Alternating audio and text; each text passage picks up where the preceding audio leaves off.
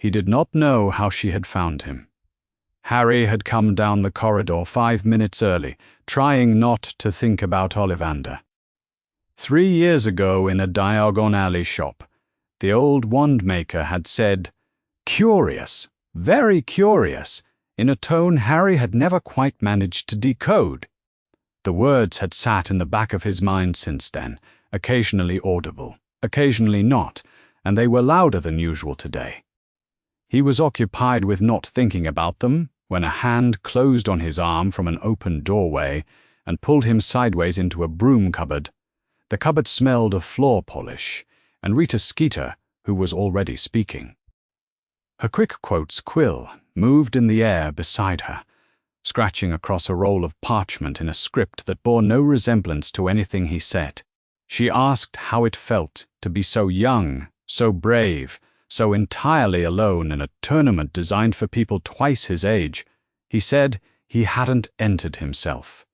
The quill wrote something much longer. She asked if he felt this year's tournament was a story of hope or of danger, and the quill answered before he could, filling 2 lines without pausing. He said it again, and again. She reached for a second roll of parchment, and he was through the door before she found it. He straightened his glasses and walked the last stretch of corridor alone. The classroom had been repurposed. Desks pushed to the walls. The room cleared into something closer to a tribunal than a lesson. The high November light coming in at an angle that made everyone look slightly more important than they wanted to.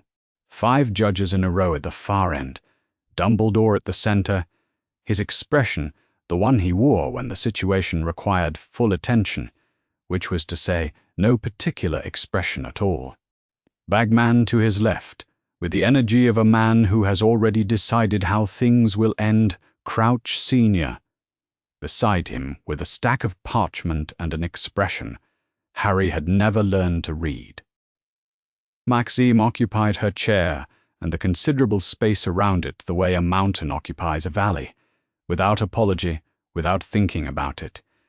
Ollivander stood beside a cloth-draped table near the window. He held a cloth. He was very still. The 4 champions had been placed in chairs facing the judges. Fleur Delacour was to Harry's left, silver blonde hair over one shoulder, spine exactly vertical, hands folded in her lap. She was watching the high window, as though looking for someone who had not yet arrived. Victor Crumb was to Harry's right, elbows on his knees, studying the floor with the committed attention of someone who has decided to be nowhere. Cedric sat the way a Quidditch captain sits easy in his chair, at home in a room full of people watching him. Near the door, Rita Skeeter, quill already poised. Ollivander called Fleur's name, and she rose and crossed to the table. He turned her wand between his fingers, rosewood, and paused. Not a brief pause, but a deliberate one. The pause of a man who has noticed something and is deciding how much of what he has noticed to say. He found Veela hair temperamental, he mentioned pleasantly. He preferred not to use it himself. He asked who had contributed the core. Fleur said, without any particular inflection, that it was her grandmother's own. He tested the wand. A spray of red and white flowers burst from the tip and fell toward the floor, vanishing before they reached it. Ollivander set the wand down and said nothing else about the core. But the pause he had made remained in the room after him, deliberate, weighted, the way the smell of smoke stays in a space after the fire has just gone out. Crumb next, Hornbeam and Dragon Heartstring, Gregorovich's work. Ollivander had views about Gregorovich which he expressed with the patience of a man accustomed to being correct and in no particular hurry about it. A bird-conjuring charm from the tip, competent and unremarkable. Then Cedric Ash, unicorn tail hair, silver smoke, nothing remarkable. Then Ollivander said, "Mr. Potter," and Harry stood and walked across the floor and held out his wand. Ollivander took it with both hands. He did not appraise it the way he'd appraised the others.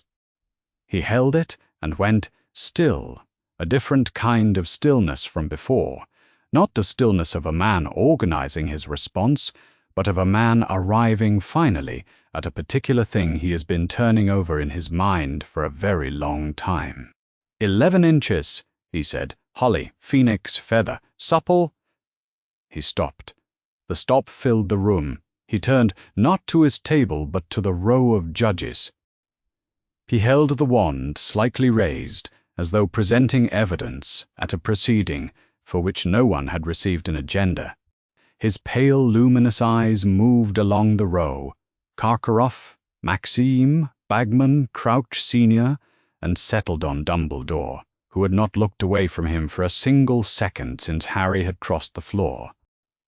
Ollivander held that gaze for a moment before he said the phrase he had said in a dim Diagon Alley shop 3 years ago, when Harry was 11 and could not have understood what it meant. Curious, very curious. Then he said this feather had come from the same phoenix who had given one other feather, only once, in its entire life. One other wand. The phoenix's name was Fawkes. As for the owner of that other wand, he named him. The name landed in the room like something dropped from a considerable height. Bagman's face did something involuntary, a flash of something that looked like fear before the performance of composure closed over it. Crouch Sr.'s grip on his parchment went white at the knuckles. At the end of the row, Karkaroff had gone the color of old plaster. Maxime's expression became the face of someone making a calculation behind their eyes. And Dumbledore had not moved. This was what Harry kept returning to, in the 5 seconds it took the room to fracture around him, had not moved, had not shifted, was watching everything with the particular attention of a person who already knew the ending. Then someone rose at the back. He had not seen her. She had been seated against the wall behind the judges' row, absolutely still, the kind of still that is not the absence of motion, but its complete mastery. When Harry had come into the room, he had looked at that wall and registered nothing. She had made herself part of the room's furniture, and she had done it so completely that even now, watching her rise, he couldn't quite account for how she had been invisible. She was a full Veela. He recognized it the way he'd learned to at the World Cup in August, a particular quality, as though lit from some internal source, white gold hair that moved without wind. This woman was older. Her hair was very still. Her skin had the color of moonlight on water, and when she rose, nothing visible changed in the room, but something in the air shifted, the way it shifts in the 2 seconds before a storm, when the pressure drops and your lungs know it before your mind does. She spoke first in French, then in something older. That Harry had no language for, she set a document on the table, a folded parchment sealed with something dark. She said, in English with an accent that was French above and something else below it, the Goblin-Veela Treaty required that any examination of a wand incorporating a living being's biological donation, conducted before officers of the International Confederation of Wizards, must be formally entered into the ICW record. It could not be sealed as a confidential proceeding. It was an official act, and had always been. Then she sat. Bagman stood. Crouch Sr. reached for the document. Karkaroff said something in a taut, low voice that Harry couldn't catch. Maxime's expression had settled into the face of someone who has already decided. Dumbledore had not moved at all, and what Harry could see of his expression looked, if he had to put a name to it, like satisfaction, the particular satisfaction of a man watching a mechanism he has wound reach its appointed hour. Rita Skeeter's quick quotes quill was scratching. He could hear it over everything, over Bagman's voice, over Crouch Sr.'s, over his own blood doing something loud and new behind his ears. He watched the quill, because it was the only thing in the room moving at a speed his mind could follow.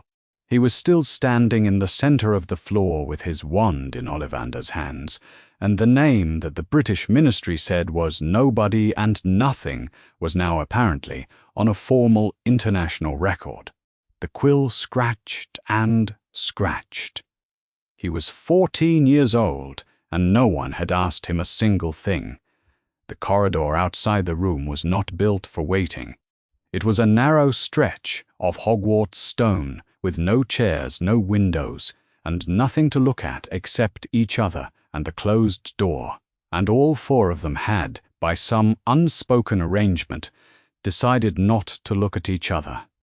Crumb had found a section of wall to lean against, and had been leaning against it since the moment the door shut.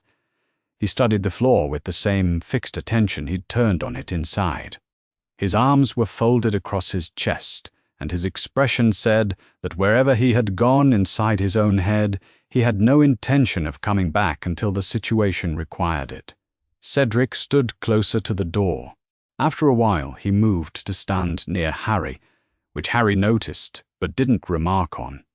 He wasn't sure yet whether it was deliberate. Fleur was at the far end of the corridor. She had gone there without speaking and had stayed there, arms folded back against the wall, her long silver blonde hair tucked behind one shoulder. She was not watching the door. She was not watching anything. Her face was controlled with the sort of precision that takes practice. And her hands, folded across her own arms, were not quite still. Harry watched this and looked away, the way you look away from something private. Cedric said, very quietly, so that it was clearly aimed at Harry, and not at the room generally. "What does it mean about his wand?" Harry looked at him. Cedric's grey eyes were steady, not frightened or not performing fear, which was not quite the same thing. He was asking because he actually wanted to know. Harry appreciated it and couldn't use it because he didn't have a clean answer. He had half of something, Ollivander saying, curious. Very curious when Harry was 11 years old, the sense of a sentence left unfinished. He had the word Voldemort landing in a room full of judges from 3 countries. He had no idea what those 2 things added up to. "I don't know exactly," Harry said. Cedric nodded slowly, in the way of someone not satisfied, but taking what he'd been given. He said nothing else. The door stayed closed. After a few minutes, Fleur crossed the corridor. She moved the way she always moved. She was simply there. And then she was closer, and then she was standing in front of Harry, with her arms still folded, and her chin slightly raised. She did not look embarrassed. She did not look apologetic. "I did not know she would be there," she said. Her accent was heavy, and her English was precise. She chose her words the way you choose when you know several meanings and want exactly one of them. I did not know what she intended to do. "Okay," Harry said. "I am not apologizing. I am telling you a fact I know," he said. "I believe you." Something shifted in her expression, not much. A small thing, quickly controlled. She looked at him for a moment, then away, then back. "My grandmare," she said, "does not act without reason. Whatever she did, she had one." Harry turned this over. He looked down at his wand, still in his hand. Ollivander had pressed it back into his fingers with a gentleness that had felt, at the time, oddly careful. "Can I ask you something?" Fleur waited. "Your grandmother invoked the treaty when Ollivander was examining my wand," he said. "Not yours. Your wand has the Veela hair in it. Mine has a phoenix feather. So why? Why did she invoke it for mine?" Even Crumb had stopped looking at the floor. He was watching the door now, his posture carrying the rigidity of someone listening hard without wanting to appear to be. Fleur was silent long enough that Harry thought she wasn't going to answer. Then, "I don't know. Not with certainty." She said it flatly, as though she was annoyed by the not knowing. I have been asking myself the same question. This was, Harry thought, the most honest thing anyone had said to him since this had all begun. He didn't know what to do with it. They stood with that for a moment, which was not nothing. The two people who had not spoken before today could stand in a corridor with an unanswered question between them and not need to fill it with words. Through the door came sounds. Not quite an argument, but the sound of people making incompatible demands with controlled voices, which was what authority figures used instead of arguing openly. Bagman's voice too loud. Karkaroff's quick and taut, Dumbledore's brief and unhurried, saying things Harry could not quite make out through the stone and wood. And then, once, a voice he recognized without being able to say why, the woman at the wall, speaking accented and deliberate English. Whatever she said was not long. The other voices stilled. The silence that followed was a different kind from the one before. It had weight. The door stayed closed. Then it opened, just enough for Rita Skeeter to slip out sideways, her bag held against her chest and her quick quotes quill capped and tucked into her jacket pocket. She did not look at any of them. She turned left without hesitating and moved down the corridor at a pace that was not quite running, but had the same intention, and then she turned the corner at the far end and was gone. Cedric watched the empty corner. "Nothing good comes of a journalist leaving a room quickly," he said to no one in particular. When a dead man's name just got said inside it, Harry thought about the quill and the parchment and the script that had not been his words. He thought about the headline it would make. Cedric was not wrong. Harry had known, from the moment the quill wrote its first false line about him, that whatever this was would become something. He just hadn't known it would become something so quickly. Crom had not said anything. He was still against his wall, but his arms had uncrossed and he was watching the door. The four of them stood in the corridor for another 7 minutes. Harry counted, because counting was something to do, and then the door opened properly and Dumbledore appeared in the frame. He looked at the four champions the way he always looked at collected groups, as though he had already assessed every individual separately and was simply confirming earlier conclusions. His gaze moved to Harry and held there for a moment. His expression gave nothing away, nothing at all. He said that the ceremony was concluded. He said they were free to return to their respective delegations. He did not explain what had happened on the other side of the door or what would happen next. He stepped back and the door closed again. Karkaroff was already at Crom's shoulder before Harry had fully processed the words. Maxime appeared. She always seemed to appear rather than arrive, and said something low to Fleur in French. Fleur responded without looking at her. She looked, briefly, at Harry instead. Then she turned and walked back down the corridor toward the Hogwarts grounds, toward the carriage and the Abraxan horses, and the delegation that had nothing to do with any of this. She said nothing else. Harry stood alone in the corridor holding his wand. The door was closed. Dumbledore was behind it. The woman at the wall was behind it. His wand was in his hand, and Voldemort's name was on some kind of international record, and Ron was not speaking to him, and Hermione was not here, and the corridor was cold in the particular way that Hogwarts corridors were cold in November. Permanent cold that had been there since the castle was built, and would be there long after everyone in it had forgotten whatever had happened in that room. He didn't think it was going to be forgotten. He started walking. The Daily Prophet was on every plate. Harry came into the great hall before. Most of the Gryffindors were seated, and stopped in the doorway for a moment, looking at the spread of identical papers, identical photographs, identical headlines. Then he sat down and picked one up. Skeeter had gotten the facts right. This was what was strange about it.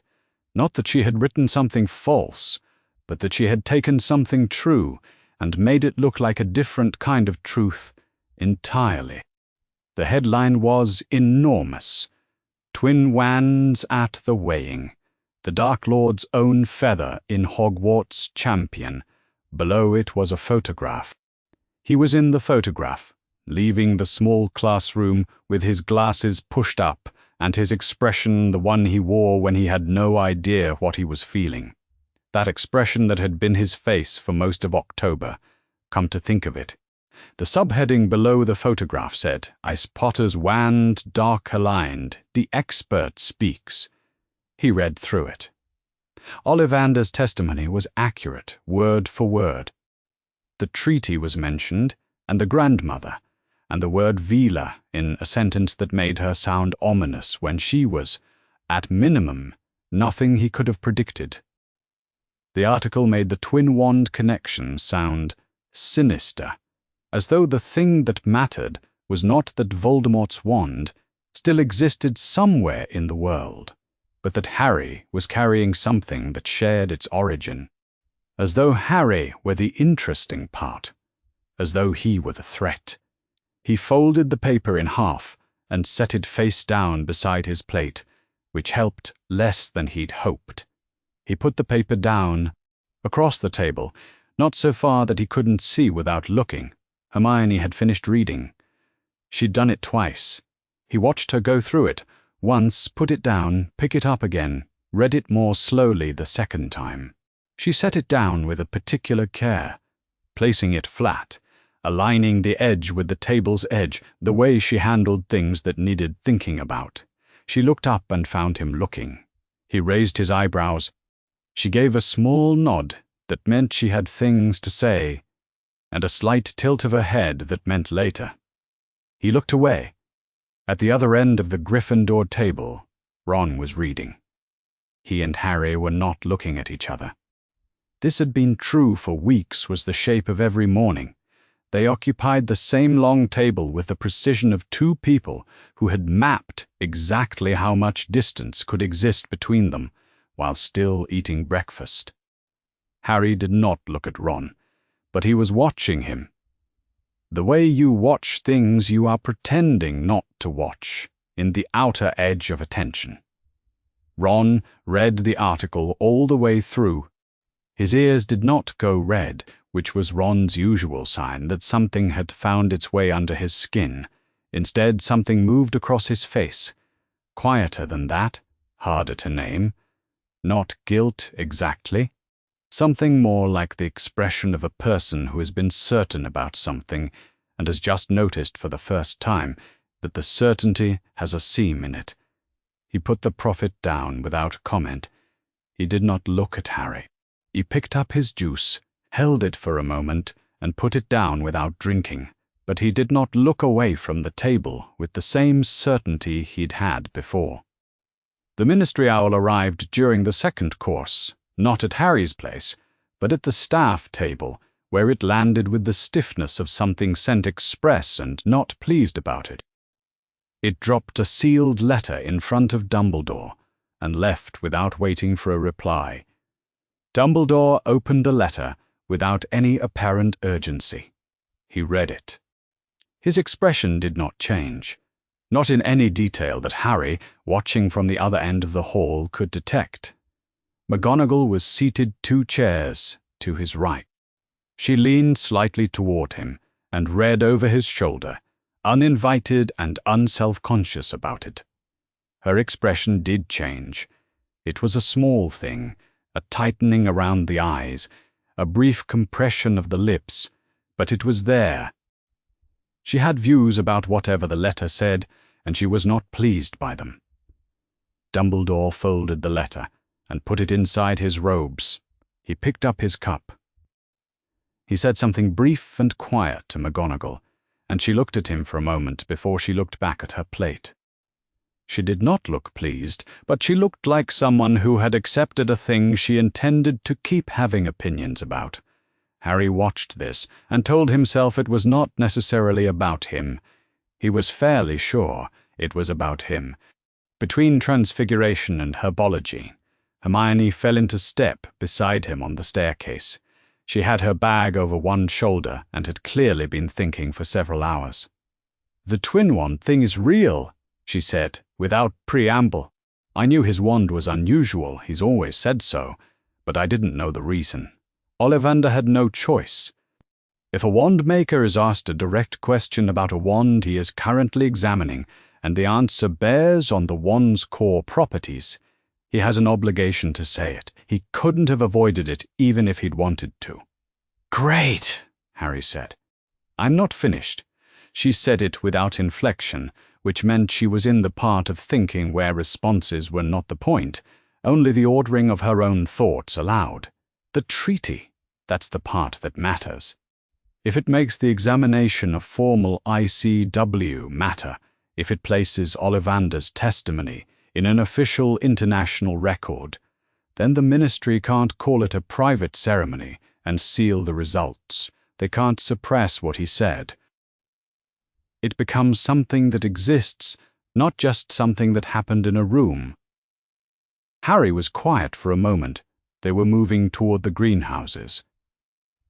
"What does that mean for me, specifically?" "I don't know yet. I'm going to the library tonight." She looked at him sideways. "It means something. Though, it has to." Harry nodded slowly. He had the feeling he was standing at the edge of something, not a cliff exactly, but the point where the ground changes character and you can feel it in your feet before you can see it in the landscape. He thought about the sealed parchment on the table, the grandmother sitting back down. "She knew," he said. "She came with the document ready." "Yes," Hermione said. And then, because she was Hermione and could not help it, "That's what I'm going to find out about." She was already ahead in the next thought. Harry let her go. The Beauxbatons carriage sat on the Hogwarts grounds in the thin afternoon light, and Fleur was inside it, alone, with a letter in her hands. It had arrived that morning by a French barn owl that bypassed the British post entirely and came directly to the carriage window, a small and deliberate distinction that Fleur noted. She read the letter once. It was short. Her grandmother did not write long letters. "The record is what matters," it said. "Not the scandal, not what the papers say. The record, and what it can no longer be made to deny." Fleur set the letter down on her knee. She sat for a long time looking at her wand, rosewood, and the hair that her grandmother had given years ago to a wand maker in London who had been skeptical about it. She thought about the hair inside the wand and the wand in Ollivander's hands and Ollivander naming a name in front of judges from 3 countries, and her grandmother seated in that room, waiting. She did not cry. Fleur de la Cour did not cry. But she sat with the letter in her lap and her wand in her hands, and the November cold coming through the carriage walls, and she let herself feel the full weight of the fact that her grandmother had not told her, that she had come and done what she had come to do and trusted Fleur to manage the consequences entirely on her own. The record is what matters. She did not know whether she was furious or proud. She was fairly certain she was both. The note had arrived during breakfast, not by owl but hand-delivered by a prefect, with the specifically neutral expression of someone under instructions not to editorialize. PLEAECCOM to MI office at your earliest convey. And below, in smaller letters, "This is not a summons for anything you have done." Harry had not found this especially reassuring. The staircase to the headmaster's office moved in a slow, inevitable spiral that gave you time to think. Harry climbed it and tried not to, and arrived at the top with a collection of half-formed worries and the particular dread that came from not knowing which specific thing he was about to be told.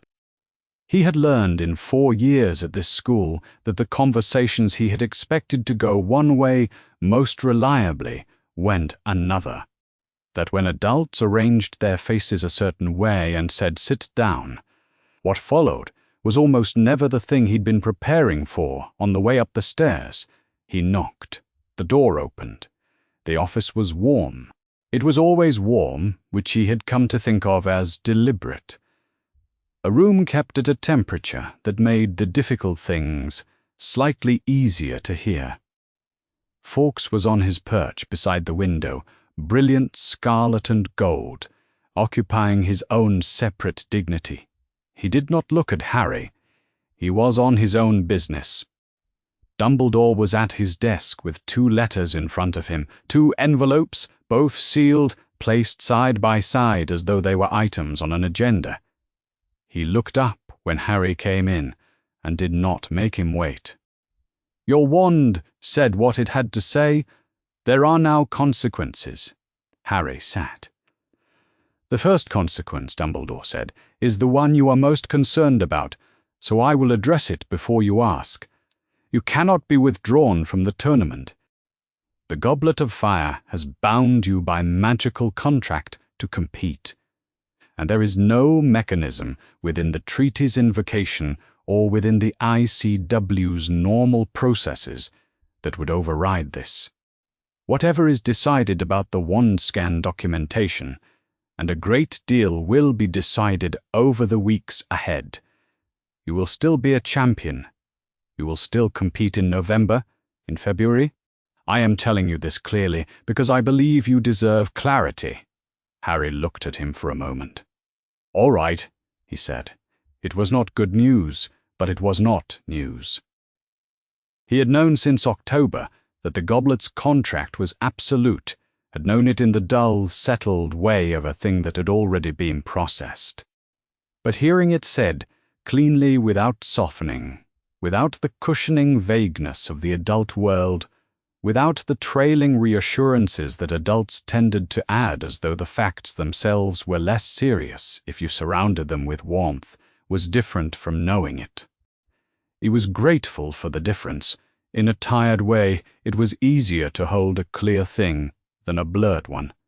"What does it mean," he said, "that my wand is the twin of his?" He stopped. The name did not come easily in this context, in a room where saying it felt like importing something of Voldemort's. "It means," Dumbledore said, saying the name the way he said everything, as a fact to be engaged with rather than a danger to be sidestepped, "that your wand and his wand share a core, the same phoenix.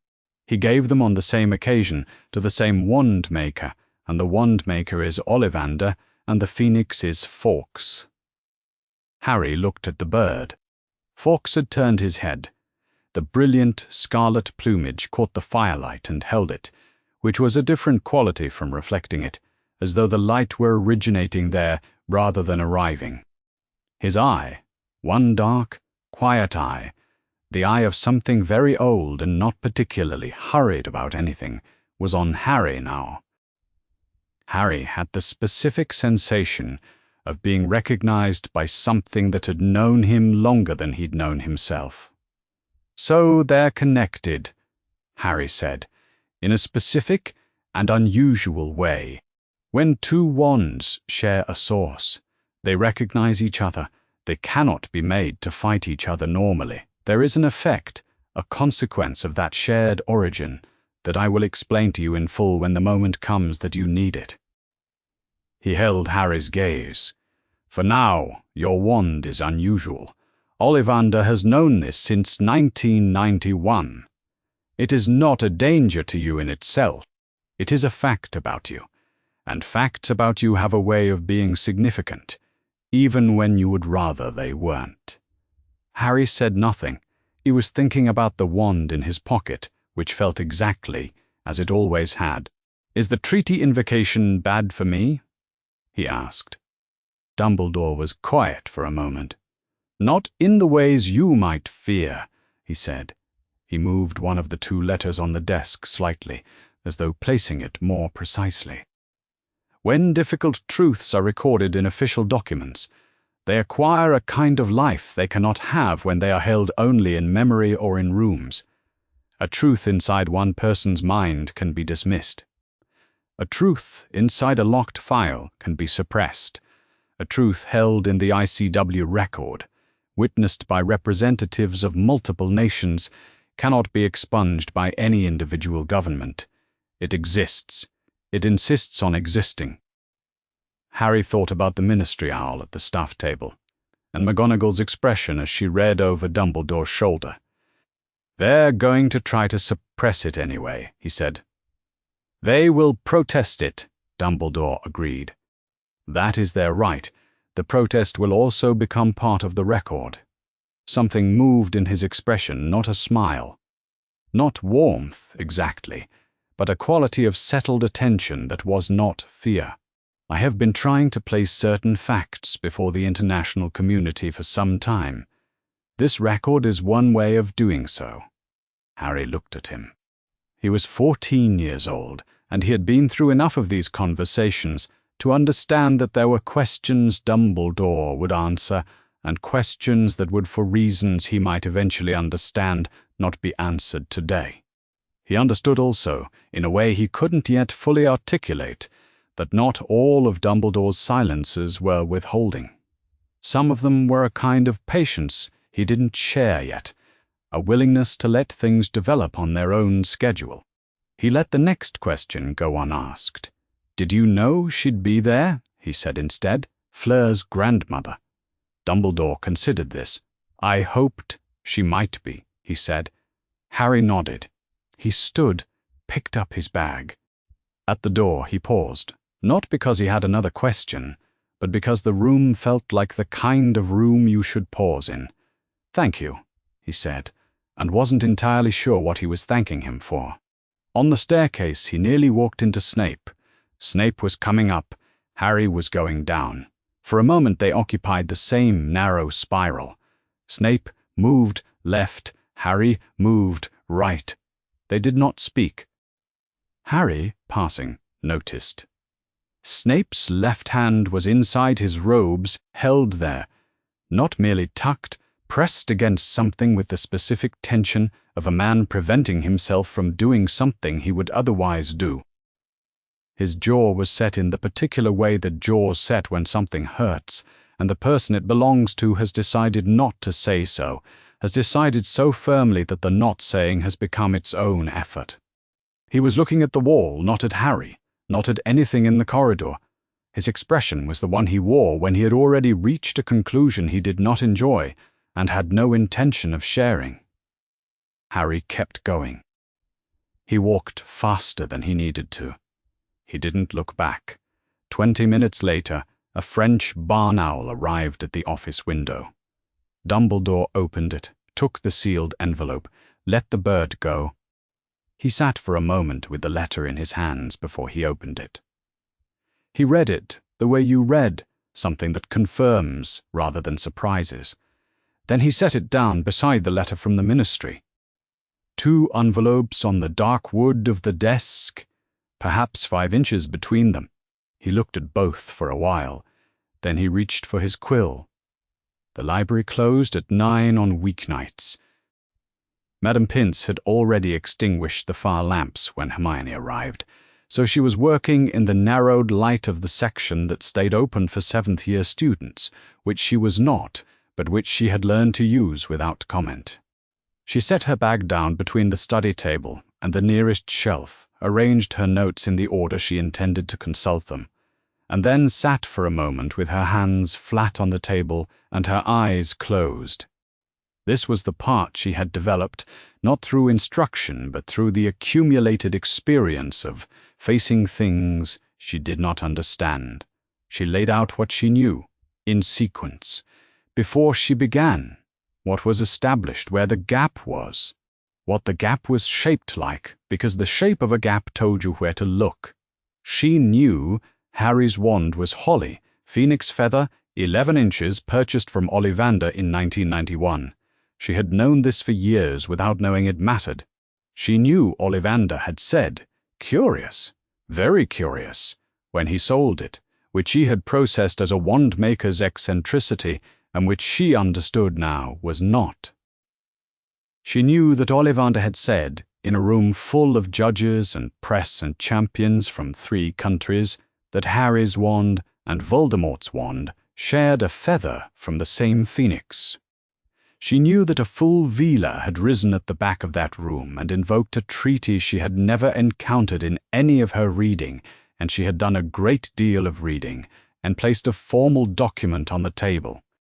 What she did not know was what the treaty said, why the grandmother had the document ready before the examination had concluded, and why she had invoked the treaty for Harry's wand, and not for Fleur's.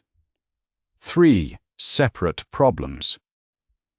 She started with the one she could actually address. The restricted section held the full run of ICW proceedings from 1692 onward, but accessing it required a signed note from a teacher, and she had not had time to arrange one without drawing attention to what she was doing. She was not at this stage interested in drawing attention to what she was doing. What she had instead was the Standard Wizarding Law Index, 12 volumes, the most recent revised 2 years ago, and she began working through it methodically, from 1692 forward. 1692 was where all of this started, if you were a being and not a wizard. The ICW's founding charter was straightforward enough about what it included. The record of what it excluded, beings, specifically, and the legal grievances that exclusion produced was embedded in footnotes, margin records, and the secondary proceedings that nobody indexed properly because nobody teaching Newt-level courses had ever thought a student would need them. She found a thread. The goblins had not simply accepted their exclusion from the ICW. In the decades following 1692, they had entered into a series of smaller compacts with other beings who had been left outside the founding structure. Beings who had standing in wizarding commerce, who had biological material that wand-makers wanted. A footnote in the 3rd volume of the Index under Interbeing Alliance Instruments Post 1692 read, Goblin Being Compact Records, Restricted. See also, Hair Donation Instruments, Wand Core Rights, Being Sorts, Magical Objects. She read the phrase twice, Hair Donation Instruments. She set that volume down and picked up another. The compacts, as far as she could piece together from the non-restricted records she had access to, established something precise, that a wand core contributed by a being was not in the compact's legal framework. It was a biological donation, which remained in some meaningful sense alive and attributed because the being who had given it was still alive. And examining a living biological donation in front of ICW officers without the donor's formal consent or outside a context the donor had formally acknowledged, constituted an official act. It could not be sealed as a private commercial transaction. She could see why the goblins had written this. They were the recognized custodians of being donated wand materials. They kept the formal register of which beings had contributed which cores to which wands. If a wand appeared in an ICW adjacent proceeding and its core was being donated, the goblins had standing to invoke the documentation requirement, and the donor herself had standing to invoke it directly. The Veela grandmother, setting her parchment on the table, had been saying, "This examination involves material donated by a living being who is present and has not waived her standing. It is an official ICW act. The Ministry of Magic does not have the authority to seal it." Hermione sat back. The logic was good. The logic was actually quite elegant, which annoyed her slightly because she had not thought of it herself and had needed to work backward to understand it. She moved to the next section, the treaty's scope. Specifically, what the examination covered, what proceedings it extended to, what counted as falling within its documentation requirements. She read it carefully. She ran her finger along the text which she did when she needed to hold each word separately before they assembled into meaning. She stopped. She read it again. The documentation requirement was not limited to the examination of the donated wand itself. It extended to any examination conducted within the same proceeding as a donated wand. The scope was the proceeding, not the object, not the specific wand containing the donated material, the entire formal proceeding in which such a wand appeared. Which meant the grandmother's standing was not limited to Fleur's wand. Which meant she could have invoked the treaty for any wand examined in that room, regardless of what that wand's core was, as long as the proceeding also included a wand with a being donated core. Hermione wrote in the margin of her parchment, why did she invoke it for his wand? Why not Fleur's? What does the scope cover beyond the donated material itself? She underlined it twice, and then, because twice did not quite capture the weight of it, she underlined it a third time. She sat with what she had written and made herself think about it from the beginning. Ollivander had examined Fleur's wand first. The grandmother's hair was inside that wand. The grandmother had been in the room, seated against the wall. Hermione had no difficulty believing she had been invisible to Harry, who did not notice people when he was nervous, and she had not moved. She had not invoked the treaty when Ollivander turned over the rosewood wand and asked about the core. She had sat while Krum's wand was examined and set down. She had sat while Cedric's wand produced its silver smoke. She had waited. She had waited until Ollivander held Harry's wand, until he went still in that particular way, until he said the words, until he named the name. She had been waiting for that specific moment. She had known, before she arrived, that this was the moment she was waiting for. The library door opened. Harry came in, and Hermione could tell from the quality of his movement, but he had been walking the castle for at least an hour, because standing still was not something his body would allow tonight. "I thought you'd be here," he said. "Sit down." He sat. She turned her notes so he could read them, and she watched his face move through the reconstruction, the interbeing compacts, the scope, the question she had underlined 3 times. He looked up when he reached it. "She didn't invoke the treaty for Fleur's wand," Hermione said. "She sat through the whole examination of Fleur's wand. Her own grandmother's hair is inside that wand, and she said nothing. She waited for yours." She waited for the exact moment he said the name, and then she stood up. She folded her hands on the table. "Why?" Harry looked at the question on the parchment. He looked at the shelves around them, which offered no help. He looked back at her. "I need to talk to Fleur," he said. Hermione picked up her quill, uncapped it, and wrote one more line beneath the question.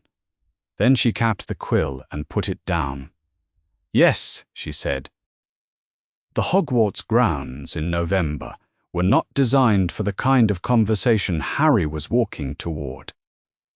The grass was wet, and the sky was the flat white of late afternoon about to surrender, and his breath fogged and disappeared in front of him, in a way that made him feel, not for the first time this month, that he was doing something that would evaporate before it became anything solid.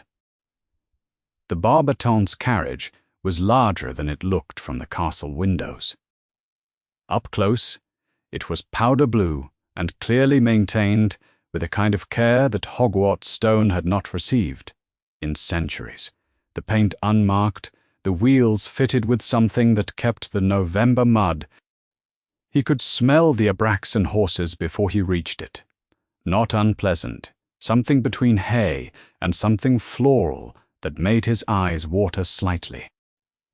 He stood in front of the carriage steps and had a short, unproductive conversation with himself. About how to begin, he knocked on the door frame. Nothing happened for long enough that he began to think he had the wrong carriage, which was not possible as it was the only one, but his mind was offering it as an escape. Then the door opened. Fleur looked at him, the way you look at someone who has arrived at an inconvenient time and chosen to do so deliberately. She was not wearing school robes, something lighter, more French, very precisely maintained, and her silver blonde hair was loose over one shoulder. She held the door, but did not step back. "Potter," she said. "I have a question," he said. "It's specific. I'll be quick." "You will not be quick," she said. "Questions that arrive at dusk and without warning are not quick questions." But she looked at him for a moment, and then stepped back from the door. She did not invite him in. She came out onto the top step and leaned against the frame with her arms crossed, which meant the conversation would happen outside in the cold. On her terms, he accepted these as the available terms. "Grandmother," he said, "invoked the treaty when Ollivander was examining my wand, not yours. Your wand has the Veela hair in it. Mine is a phoenix feather. So I need to understand why she invoked it, then at that specific moment, and not when Ollivander was looking at yours." Fleur was very still. It was not the stillness of someone buying time or composing a deflection. It was the stillness of someone who recognized a question she had been asking herself for 3 days without being able to settle it. "I don't know," she said, "not with certainty, but you have a theory." She looked at him for a moment, and something in her expression shifted, a slight, precise calibration, the way you recalibrate when you decide someone is worth the full version of an explanation, rather than the abbreviated one. "Veela," she said, "are sensitive to phoenix energy. I don't have a clinical term for this. It is simply something I have known since I was small, the way I know other things about what I am." She said it with the flatness of stating a fact that she found neither remarkable nor embarrassing. A fact about herself she had made her peace with long ago. Phoenix fire, phoenix presence, the particular quality of something connected to a phoenix. My grandmare is a full Veela. She would have known when Ollivander held your wand what it contained. In a way she knows things I cannot entirely replicate, because I am only a quarter. Harry thought about this. She knew from across the room. "She would have known before she entered the room," Fleur said. "She came with the document ready. She had prepared it in advance." A pause. "She did not tell me she intended to be there." "I know. You said that in the corridor." "I am saying it again," she said, "because I want to be clear that I am not speculating about her method. I am telling you what I know about her. My grandmare does not improvise. When she does something, she has already decided to do it, and decided what will follow from doing it, and decided what she will do about what follows. The parchment she set on the table was not produced in the moment. It had been sealed before she arrived." Harry thought about the sealed parchment, the dark wax, the way she had set it down without hurry. "She knew about the twin wand," he said slowly. "She knew Ollivander would name it, and she was there, waiting for the moment it was named, so she could put it on the record before anyone could stop her." Fleur did not say yes, because she was not the kind of person who said yes to things she considered obvious. She looked at him and waited for him to complete the thought he was working toward. "She did this," he said, "to make sure the ministry couldn't cover it up." "Yes," Fleur said. "that is what she did." He sat down on the carriage step without asking. He didn't think about it until after he'd done it. His legs had simply made the decision, and he had followed. She looked at him sitting on her step, but did not tell him to move. "The treaty's scope," he said, "covers the whole proceeding. Not just the wand with the donated core, so she had standing to invoke it for my wand, even though my wand has nothing to do with her." He was working through what Hermione had found. hearing it in his own words for the first time, finding that it held. She waited for Ollivander to name Voldemort. And in that moment, she invoked a treaty that made the entire examination an official ICW act. Not a school ceremony, not something the Ministry could classify as private. The Ministry cannot seal an ICW record, Fleur said, not without the Supreme Mugwump's agreement, and Dumbledore wouldn't agree. She did not say yes to this either, because it was all so obvious. She looked at the Hogwarts castle across the grounds, the lit windows, the towers, the late sky behind it. He looked up at her. Did she do this for me? Fleur turned her head and regarded him with something that was not quite warmth and not quite impatience. No, she said. She did not do this for you. She does not know you. She said it without cruelty, straightforwardly, the way she said everything. My grandmère is Veela, and she is very old, and she has been alive through a great deal of wizarding history. She has watched wizards cover up inconvenient truths for longer than you have been alive. This was an inconvenient truth, a very significant one, and it was about to be covered up, and she had the mechanism to prevent that. So she used it. She used it. The cold had settled more firmly while they'd been talking. The sky had moved from flat white to something darker. Harry's hands were cold. He put them in his pockets. I didn't ask to be in this, he said. It came out more directly than he intended. He had not meant it as a complaint, more as a fact that needed acknowledging. I didn't ask Ollivander to say it. I didn't ask to have a wand that connects to his. I know, Fleur said. She said it without the cushioning that people usually added, without the following and yet, or but these things happen, or any of the things that made acknowledgement less than acknowledgement. She just said it. And you did not ask to be the truth my grandmother chose to document. You are in it, regardless. A pause. So am I. He looked up at her. She was standing on her own carriage step, arms still crossed, looking at the castle. There was something in her profile, the slight set of her jaw, the way she had been standing since he arrived, that looked less like frost and more like something that had been there before the frost and would still be there after, a kind of stubbornness or will, or whatever word described a person who does not find their circumstances comfortable but has decided not to be diminished by them. He recognized it. It was not entirely unlike something he had. They looked at each other for a moment in the gathering dark. Not allies, not yet, if at all, but not rivals either. Something had shifted while they were talking, the way air shifts before a storm, a change in pressure that you felt before you could name it. Thank you, he said. She nodded once, very slightly, as though the gesture were a courtesy she was willing to extend, but not expand. She moved back toward the carriage door. Harry stood, stepped off the bottom stair, and walked back across the cold, wet grass toward the castle. They arrived at 10 in the morning on a Tuesday, while most of the castle was in class. Harry was not in class. He had a free period which he had been spending in the library with Hermione and a stack of volumes on European wizarding lore that she had selected. And he had been reading with varying degrees of comprehension when Cedric appeared in the doorway, slightly out of breath.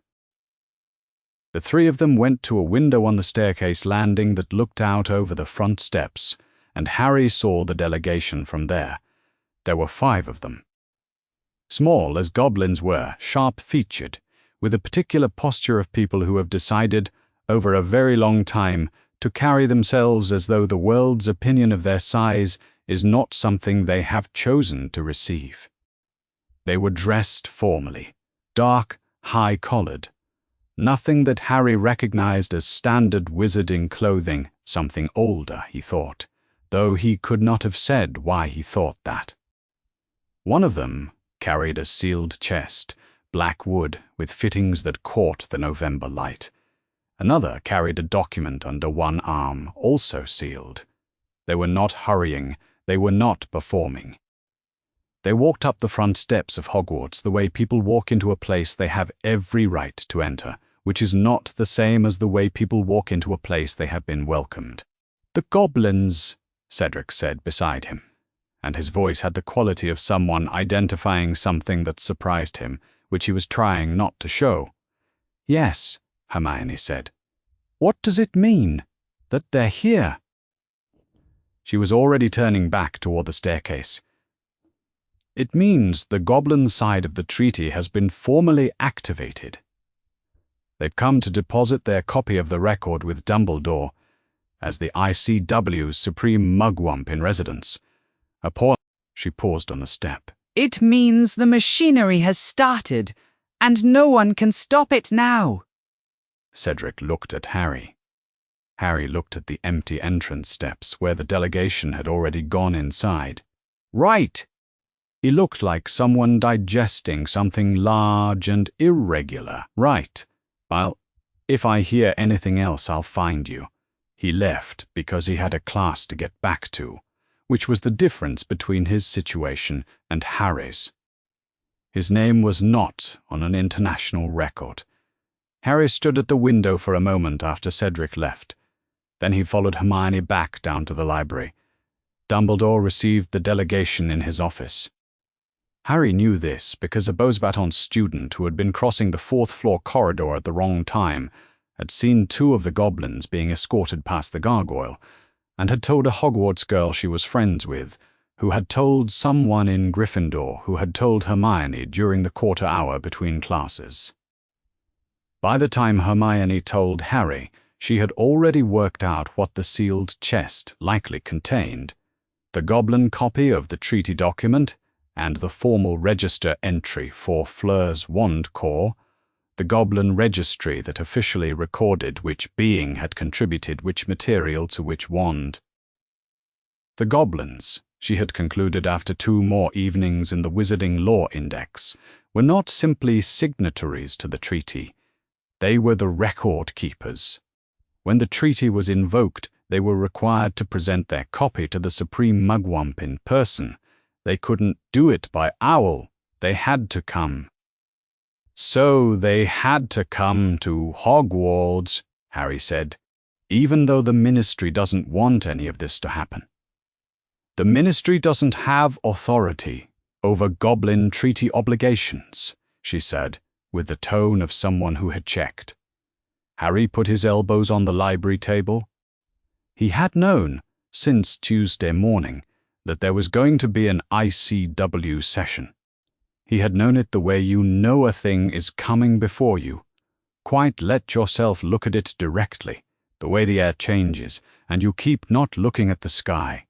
He looked at it now. "I didn't enter this tournament," he said. Hermione said nothing. She had learned this past month when he was thinking aloud and when he needed a response, and this was the first kind. "I didn't ask Ollivander to say what he said. He had to. I know he had to. It's just what he does. It's who he is. I'm not angry at him." He was aware he was making distinctions, which was something he did when he needed to be precise about where a feeling was actually directed, because otherwise it went somewhere wrong. "I didn't ask to have a wand that's connected to his. I've had this wand since I was 11 years old, and I had a wand. That was all. It was a wand." He stopped. "Now there are goblins in the castle, and there's going to be an international hearing, and I'm the walking evidence that someone the Ministry says is nobody has got a wand that exists. I'm the evidence, and nobody asked me anything. Nobody has asked me a single thing." Hermione set her quill down. She did not say that this was understandable, or that he had the right to feel this way, or any of the things that were true, and that he did not currently need to hear. She said, "I know." He sat with it for a moment. The anger did not go away. It settled, the way things settle, when they've been acknowledged rather than resolved.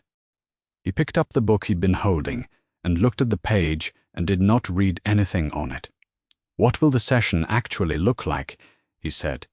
Eventually, she picked up her quill again. "Formal witnesses summoned. The treaty's relevant provisions read aloud, and Ollivander will be asked to state his findings again, formally, for the official record, in front of ICW representatives from multiple countries." She turned a page in her notes. "The ministry will send someone to object. That's Crouch, probably, since he's already here as tournament judge. He'll argue that the grandmother had no standing. The goblin delegation will rebut. And Dumbledore, he'll preside." As Supreme Mugwump, she said it with a precision that meant he will preside in a way that produces the outcome he has already decided on, while giving everyone in the room the correct procedural experience. Harry nodded slowly. He thought about Dumbledore's office and the 2 letters and the way Dumbledore had not been afraid. "Can they make me testify?" Hermione considered this with appropriate seriousness. "I don't think they'll need to. What Ollivander says will be sufficient. He's the wand maker, he's the expert, he's the person who examined the wand directly. Your testimony would add nothing except a 14-year-old saying, 'Yes, that's my wand.'" She looked at him. "Though I wouldn't rule it out entirely, I just don't think it's what they'll do." He said nothing. On the page in front of him, a diagram of wand core resonance sat unread. From the corridor outside the library, footsteps passed without stopping. Someone on their way somewhere, not interested in the library's quiet. The castle went on around them, as it did, full of people for whom this week was a normal week. Classes, homework, dinner, the approaching excitement of a tournament task that was still 10 days away. Harry existed inside that normality and outside it simultaneously, which he was beginning to think was just what his life was. 3 floors up, on the corridor outside the statue of a sleeping knight, Snape stood at a narrow window that looked over the courtyard and watched the goblin delegation cross toward the entrance in the late morning light. He watched them without expression. The delegation moved with the specific unhurry of beings who have learned that urgency is read as weakness by people looking for reasons to dismiss you and who have therefore made deliberateness into armor. He recognized the posture. He had something like it himself, which he did not think about.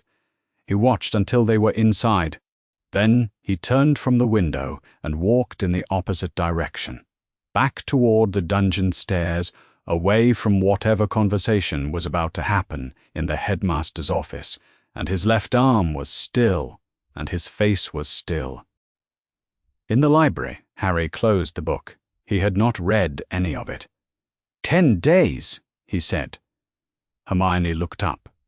The first task. 10 days. He pushed back his chair. "I should probably think about that." She looked at him for a moment with the particular expression she had when she was deciding whether to say something practical or something true. She chose practical. "Yes, you probably should." He stood and picked up his bag and walked out of the library into the corridor, which was empty and cold, and headed for the stairs. He did his rounds at 11, as he did every night. This was not a thing anyone had assigned him.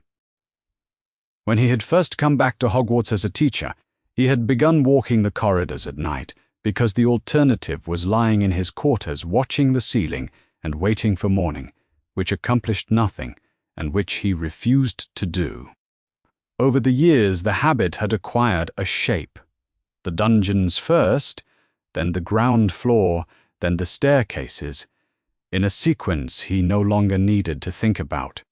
He knew which steps creaked in November, and which portraits slept lightly, and which stretches of corridor caught the wind under the doors, in a way that sounded to inexperienced ears like something moving in the dark. He was not inexperienced. He knew the castle at night better than he knew most things, and knowing it cost him nothing, and so he kept doing it. His arm had been hurting since August. This was not the word he used for it, even in his own mind. Hurting implied a passive condition, something being done to him, and he preferred to think of it as a signal, a mechanism, something with a function, even if that function was not one he had requested. The dark mark, pressed into his left forearm in another life, had faded in the years following the Dark Lord's first defeat and become something he could almost forget was there. A grey shadow, indistinct, a scar that told a story he was no longer required to read every day. Then August came. The mark had been pressed. He had felt it from 100 miles away, a sudden urgency in the skin of his arm, by someone who should not have had the strength to press it, someone who was, by all official accounts, dead. By all official accounts. He walked the third-floor corridor and held his left arm close against his body and noted, without changing his expression, that it had been burning for approximately 16 days without a pause long enough to call significant. He turned the corner into the staircase and thought about the wand examination. He had read the prophet as he read everything, not because he trusted it, but because he needed to know what version of events was circulating in the world. The article had gotten the facts right in the way that a knife can be, right, a correct shape, pointed in a direction that served the article's purpose, and not necessarily the truths, but the facts were the facts.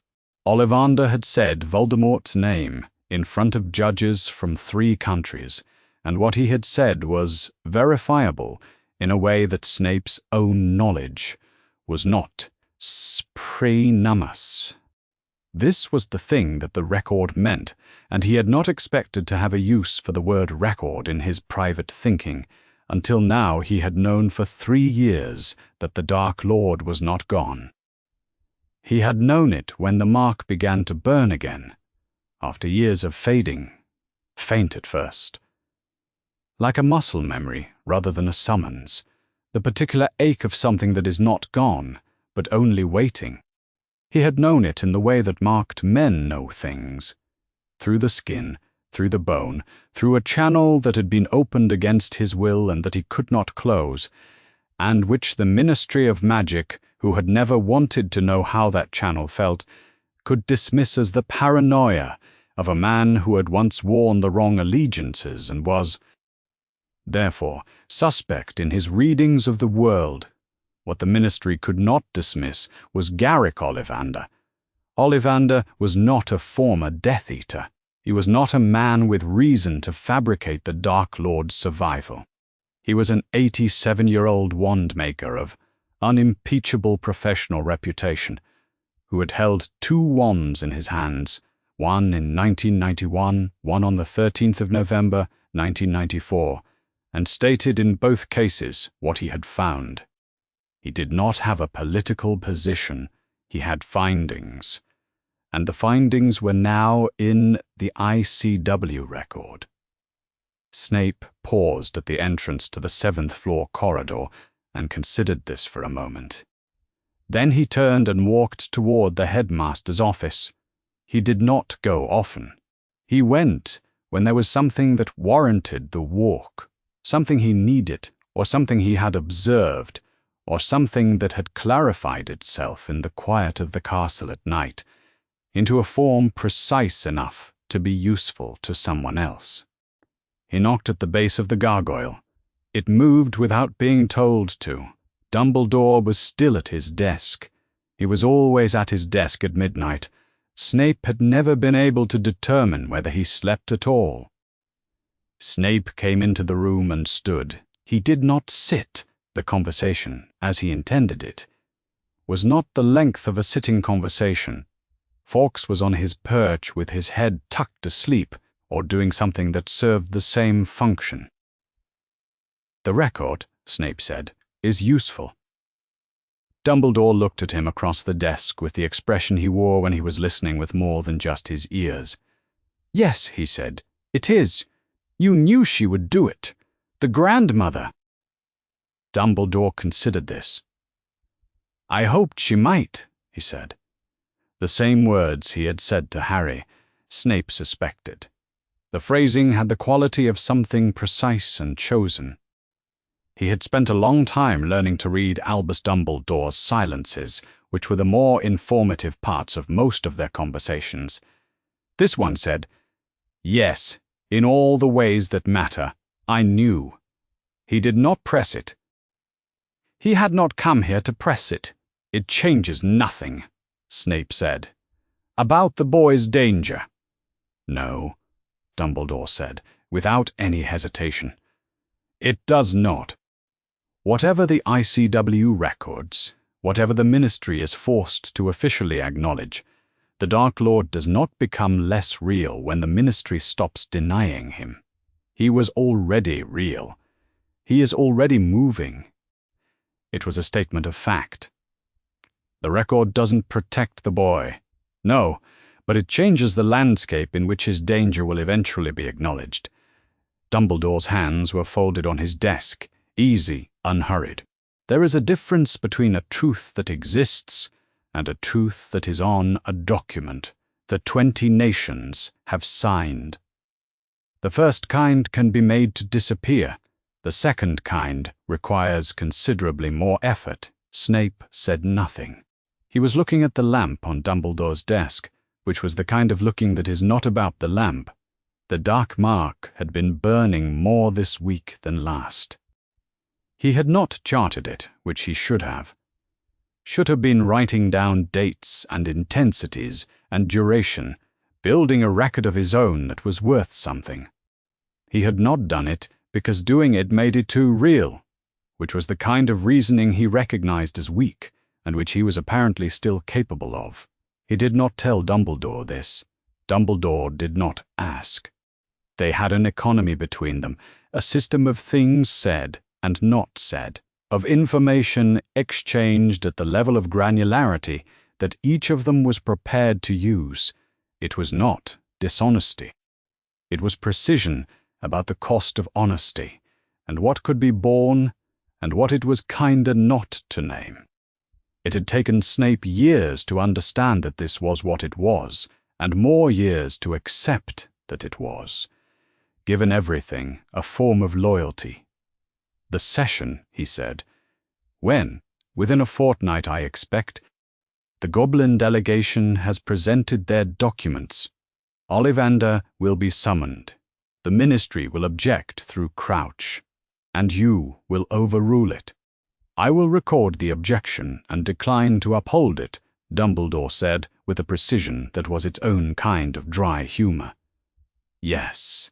Snape looked at him. "And then," Dumbledore said, "there is a record." Snape stood with this for a moment. It was not a satisfying answer. It was also the correct answer, which was the thing about Dumbledore that Snape had spent the better part of 2 decades deciding whether to resent or to trust. He had generally resolved the question in favor of trust, because the alternative was not actually an alternative. "Good night," Snape said. "Good night, Severus." He went back down the stairs the way he'd come, through the castle quiet, and descended to the dungeon level. The Slytherin common room was behind its entrance, hidden from the corridor, as it always was in the way of things that had learned to keep themselves close. He stopped and listened for a moment. No voices, no movement. The particular quality of silence that meant students actually asleep rather than pretending to be. He noted this and moved on. His own quarters were at the end of the corridor. He went in and did not light the lamps. He sat in the chair by the empty fireplace and held his left arm against his chest and looked at the dark. He did not sleep. The private carriage arrived at 7:30 in the morning, before the school was properly awake. Fleur saw it from the corridor window on the 2nd floor, not the Bosbatons transport, which she would have recognized anywhere, but something smaller and darker, no crest on the door. It stopped at the entrance road, and her grandmother stepped out with the particular efficiency of someone for whom arrival is not an event, but a transition between one prepared state and the next. She did not look up at the windows. She did not look at anything except the Hogwarts entrance. She walked toward it the way she walked everywhere, as though she had already decided what would happen once she arrived, and what was left was simply the physical movement of getting there. Fleur had been awake for 2 hours. She came down the main staircase and met her grandmother in the entrance hall, where the morning light was thin and the castle had not yet filled with students. They looked at each other. Fleur said, in French, "You could have told me." Her grandmother said, "I needed you to be genuine." She walked past.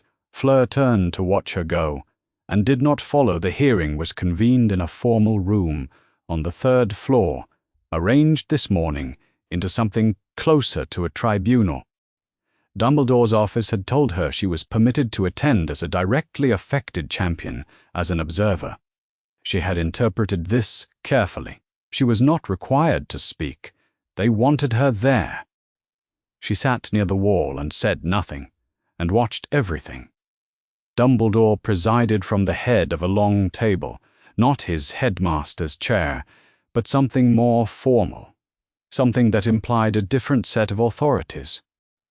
He looked, in this room, less like a teacher and more like the thing he also was, the supreme mugwump, the head of the body that the International Confederation of Wizards had chosen to represent their governance. On his right sat the goblin delegation, 4 of them, with the sealed chest open on the table in front of them, and several documents laid out with precision. To his left, Bagman occupied a chair with the look of a man who had been required to be somewhere important and was not entirely certain what he was supposed to be doing. Crouch Sr. sat next to him with his stack of parchment and his expression that was the opposite of Bagman's, a man who knew exactly what he was supposed to be doing and had a great deal to say about it. Karkaroff was there, and Maxime, both with the quality of people who have come to observe and have not yet decided what they think.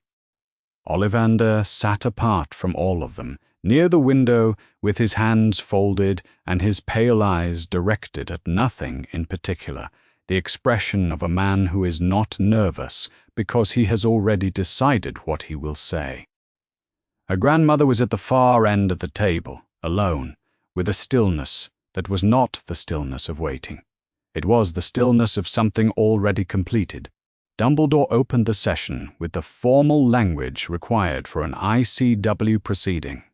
The date, the parties, the invoked provision, the purpose. Fleur noted that his voice doing this was the same voice he used for everything else, unhurried, clear, slightly warmer than strictly necessary for a formal proceeding. She had not determined, since the wand examination, what Dumbledore actually felt about any of this. The Goblin delegation's spokesperson, the eldest of the 4, who had the posture of someone who had been formal for a very long time and found it entirely natural, rose to read the treaty's relevant provisions. The treaty, he stated, addressed 2 conditions. The first, that a wand core contributed by a living being, when examined before ICW officers, constituted an official proceeding requiring documentation and could not be classified as a private commercial act. This Fleur had expected. It was the provision that made the grandmother's invocation possible. The second provision she had not expected. The spokesperson read it carefully. The treaty extended its documentation requirements to any revelation produced by such an examination that bore upon the status of a living dark wizard. This clause had been written into the treaty's original language in the early 1700 seconds, when goblins had determined that wand-makers' findings touching on the existence or capacity of dark magic wielders had been improperly classified as private commercial records by wizarding authorities seeking to suppress them. Fleur sat with this. The girl Harry kept working with in the library had apparently reconstructed most of this, but not that clause. Fleur noted it without taking satisfaction in it. It did not matter who had found what. What mattered was what was being read aloud in this room. Ollivander was called next. He rose, and he said what he had said in the examination room. Fleur heard it again, as though from a distance, plainer this time, without the shock. The wand owned by Harry Potter shared its core with the wand last known to be carried by the wizard who called himself Lord Voldemort. Both cores derived from the same phoenix. He stated this precisely and without inflection, and then he sat down, Crouch Senior. Rose immediately. His objection was formal, and prepared, he read it from his parchment. The grandmother, he argued, had had no legal standing to invoke the treaty's provisions in relation to Harry Potter's wand, because that wand contained no being-donated material. Phoenix feather, he stated, was not a being's biological donation in the treaty's terms. Therefore, the invocation was procedurally invalid, and the subsequent documentation requirements did not apply. Dumbledore listened to this without expression. Then he asked the Goblin spokesperson a single question. Did the treaty's scope extend only to the wand containing a being-donated core, or did it extend to any revelation produced by an examination conducted within the same proceeding as such a wand? The spokesperson consulted the document in front of him. He read the relevant language. He looked up. The scope was the proceeding. The treaty covered not only the donated wand, but any formal examination conducted in the same sitting, and any revelation produced by any wand examined within that sitting. The grandmother had been present as a donor and invoking party at a proceeding in which her donated core was one of the items examined. Her standing extended to the entire proceeding. The objection did not hold. Dumbledore recorded the objection as received and stated it was overruled. Crouch Senior sat down. His expression did not change, the expression of a man who had expected this and had been required to make the attempt regardless. Dumbledore then addressed Fleur's grandmother directly. He asked her whether she had been present at the wand examination as Fleur's grandmother or as an invoking party under the treaty. Her grandmother looked at him. Both, she said. Dumbledore noted this. He asked whether she had had prior knowledge that the examination of Harry Potter's wand would produce the twin wand revelation. A pause. Not the pause of someone formulating an answer, the pause of someone deciding precisely how much of a true answer to give. I had reason to believe it might, she said. Dumbledore noted this as well. He did not ask how. No one in the room asked how. He signed the document that the Goblin delegation's spokesperson set before him. His full name, written carefully across the bottom, ink drying while Fleur watched. Albus Percival Wulfric Brian Dumbledore, Supreme Mugwump. Below it, a line for the Ministry's objection, noted and marked as rejected. Below that, the treaty invocation, confirmed and sealed. The hearing was concluded. People rose. The room, which had been very still, moved. Fleur was in the corridor before she had consciously decided to be there. She had slipped out as the session closed, needing the cool air of the hallway rather than the specific quality of that room. She stood near the door. Her grandmother emerged without pausing. She walked past Fleur with the same efficiency with which she had walked into Hogwarts, the same precise intention, one phase completed, the next already in mind. As she passed, she said in French, without stopping or turning her head, "Now you understand why I needed you to be genuine." She continued down the corridor. She did not look back. Fleur stood alone in the hallway, with her arms at her sides. She looked down at her wand, held loosely in her right hand. Rosewood, the hair inside it, the hair she had always known was there, and had thought of as something private, between herself and her grandmother, and the particular inheritance. She thought about the room she had just sat in, the document being signed, the record that now existed. She did not cry. She stood in the corridor and breathed, and let herself hold the full weight of being furious and proud at exactly the same time, without trying to resolve which feeling was right. The second article was different from the first. Skeeter had not written this one, or if she had, someone had made her write it in a different register, flatter and more procedural. The tone of a reporter who is present at a formal legal proceeding and could not invent the emotional angle because the facts were already too large to need one. The headline across the top of the Daily Prophet read, "ICW session at Hogwarts, Ollivander confirms Wan twin claim British ministry objection overruled." Below it, Ollivander's testimony was quoted in full. His words on the page looked the same as his words had sounded in the small room before. All of it started, precise, uninflected, delivered without apology.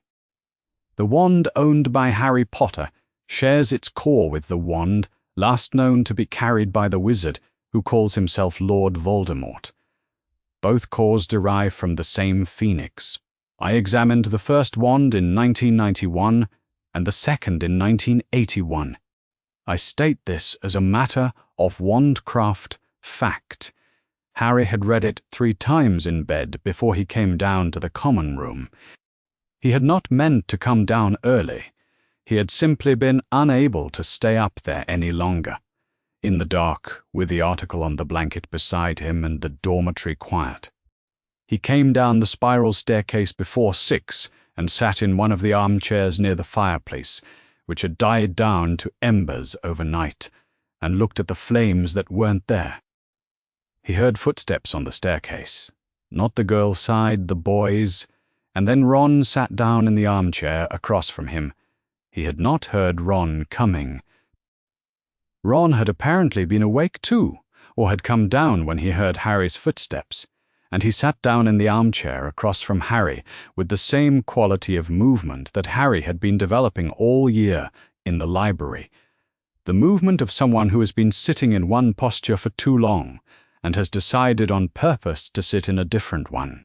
Ron had the prophet on his knee. He set it on the arm of the chair without looking at it. "I read the article," he said. Harry waited. Ron looked at the dead fireplace, not at Harry. He had the expression of someone who has rehearsed something, and arrived at the beginning of the rehearsal, and found that the rehearsed words were not exactly the right words, and is now deciding between approximately right and exactly right, and choosing exactly right even though it's harder. "I thought you entered for the glory," Ron said. That's what I thought. You're Harry Potter, and there's a thing you could win, and..." He stopped. He looked at Harry. "I was wrong about that, wasn't I?" It was not quite a question. Harry looked at him across the space between the 2 armchairs, the space that had been enormous since September and had been slowly acquiring a different character since the article landed. Ron's face was the face Harry had known since the 1st of September 3 years ago.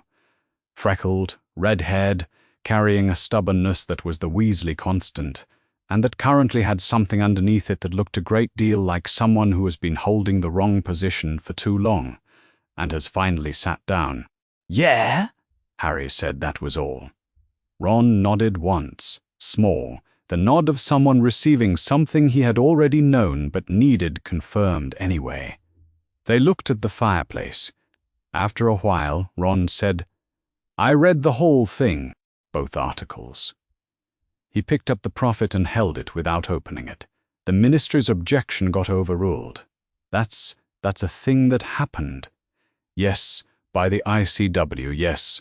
Ron set the prophet down again, and now it's official. "Yes," Harry said. He found saying this word 3 times, that it was a little easier each time. Not comfortable. There was nothing comfortable about the official existence of a formal international record documenting the survival of the darkest wizard of the century through the medium of his wand. But it had a different quality from the chaos of the first week when nothing had been official and everything had been noise. It had a shape now. He heard the girls' staircase, and then Hermione was in the doorway in her school robes, with her bag and her book, and the expression of someone who has just arrived somewhere and is reading the room before she enters it. She stood in the doorway for a moment and looked at Harry, and looked at Ron in the other armchair, and looked at the space between them, which was not nothing and was not everything. She walked across the common room and sat in a third chair, adjacent but slightly apart. She opened her notes without saying anything. The fire had not relit itself. The common room was warming up by stages as the castle came to life around them. "I was wrong about the scope," Hermione said without preamble to both of them. She was looking at her notes and not at Harry, which was the way she delivered things she thought were important. Eyes on the material, not on the reaction. The treaty's scope. "I found the first provision, the examination of being donated material, constitutes an official ICW act. That was right. But there was a second provision I didn't find in the restricted section about revelations that bear on the status of a living dark wizard. I didn't know that existed." She looked up. Ron was watching her with the expression he had when he was following something that was going faster than he wanted it to, but was not going to say so. "The Ministry's objection was always going to fail," she said. "Not because the grandmother was legally bulletproof in the way I thought. I got that part wrong. She was legally bulletproof for a different reason. The treaty's reach was broader than what I reconstructed." A pause. "I was working from incomplete information. That's different from being wrong." "Wrong," Ron said. She looked at him for a moment with the particular expression of someone encountering an ally in an unexpected place. He shrugged. He had apparently decided this morning to be a person who said true things without softening them, and see what happened. "So what does the record actually say now?" "Ollivander's testimony is formally entered in the ICW record," Hermione said, "signed by Dumbledore as Supreme Mugwump. 20 nations are party to the ICW. The Ministry of Magic's objection is noted in the same record as having been rejected." She closed her notes. "The British Ministry cannot call this a private school ceremony anymore. It cannot call Ollivander's testimony a personal opinion. It cannot claim the One Twin revelation is unverified rumor. It is, as of the hearing, verified. Officially by the international body." Ron was quiet for a moment. Then he said, "So if his wand exists, if you know whose wand still exists—" "Voldemort," Harry said. Without thinking about it, Ron looked at him. Harry looked back. He had been saying the name for weeks in his own head, and it had stopped feeling like an imported danger, and started feeling like a refusal. If Voldemort's wand exists, Ron's jaw did something. Then he said stiffly, "If Voldemort's wand exists, where is he?" Neither of them answered. Hermione looked at the closed notebook on her knee. Harry looked at the fireplace, which had finally caught and was producing a thin young flame. "We don't know," Hermione said. "I don't know. But there is now an official document that says he is alive, or at the very minimum still attached to his wand, which is the same thing for a wizard." She said it carefully, the way she handled the thing she was least certain about. "The Ministry cannot call it a rumor.